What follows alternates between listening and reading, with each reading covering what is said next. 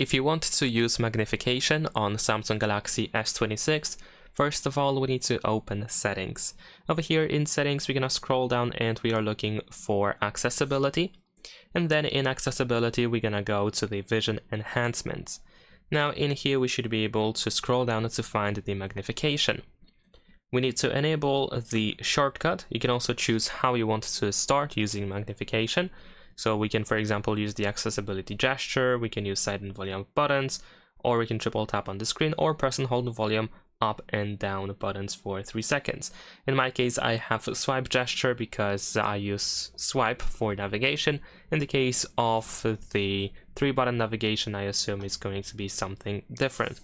So we can use the accessibility gesture, for example. Then in here we have some additional settings that you can go through if needed. And also here at the bottom we have a little description of this feature and how it works. So we're gonna activate the magnification. There we go. Now in here we can drag by this button that we have in the bottom right corner in order to move it around. You can pinch in order to adjust the zoom, and also you can use 2 fingers in order to scroll. Well, usually you can also scroll with 1 finger, but in case you try to do that and it doesn't work, you might need to use 2 fingers. You can also swipe with 2 fingers to scroll, I assume.